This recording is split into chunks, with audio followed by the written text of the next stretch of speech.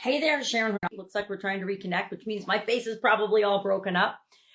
Today, we're talking about relationships, of course, relationships all this month. And our topic today is emotional support and intimacy.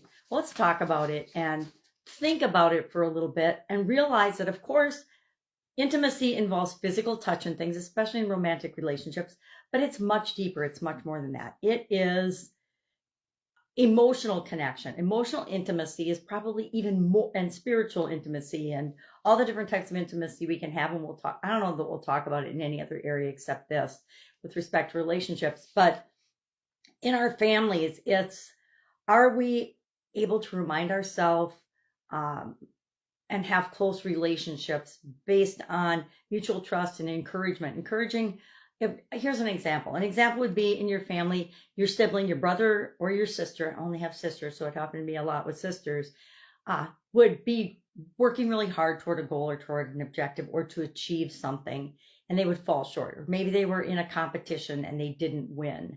And we all did some sport. Well, we didn't all do some sports. A couple of us did some sports in high school, but and in college, but for the most part, not the most athletic family on the planet. But we would still try. We'd still go out for things and try things. And one thing I could always count on was that my sisters would encourage me. They would provide emotional support and friendship at a deep level, which is a form of intimacy. Emotional support is a form of intimacy in my book. In friendships, it shows up when a friend, a friend's going through a tough time, and you're there to be a sounding board and to help in any way you can, but mostly just to listen and help them to know that they'll get through this situation as well. At work, it can show up as when we are vulnerable and honest, and we talk about the struggles that we've had in our lifetime and in our career as we're coaching and leading other people through their growth process. That's a form of relationship intimacy. It's more than physical. It's hard to explain, but it is our ability to say, hey, I'm having a hard time here. I'm struggling. I could sure use some help. And the people that actually show up and help us when we're having those struggles in those times are our true friends, are the people that we really want to, enhance our relationships with. Intimacy goes and shows up and grows when you have honest, open, mutual respect type relationships. We've talked about these components and we'll continue to talk about them.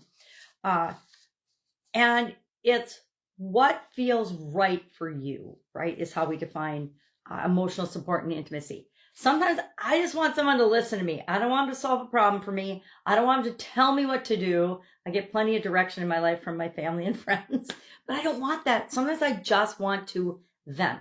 I'm practicing this with my daughter because she gets frustrated about things. She's a young mom, right? And she wants to just vent sometimes. And I jump to trying to solve her problems. And I remember how much I didn't like that or need that when I was raising my kids. I just wanted somebody to listen to me so I could realize that I already knew what to do. I just needed to give myself permission to do it. And sometimes we just need to get it out and have someone be an open and non-judgmental sounding board for us in order to do that. So today, what are we going to do? We're going to it's Sunday in my neck of the woods, so we're going to take it easy.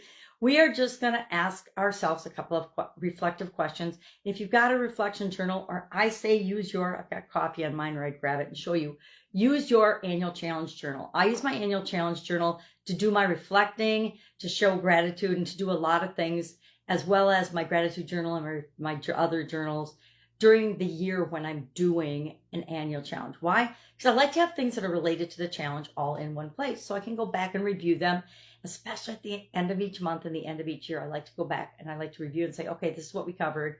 This is what I still need to do because I told myself I was going to do it, or this is what's worked really well this month and how I've advanced and grown to be a better version of myself. So I can celebrate that too. I'm not going to wait till the end of the year to celebrate being a better me. I'm going to celebrate along the way as I have each of those little wins. So today we're just going to ask ourselves some reflective questions. Number one, who in your life shows up for you emotionally? Who shows up? Who's there when you need a sounding board? If I'm upset about something, I can always talk to my daughter or my son. My kids have always been there for me, and I'm thinking they always will be unless I do something to really irritate them.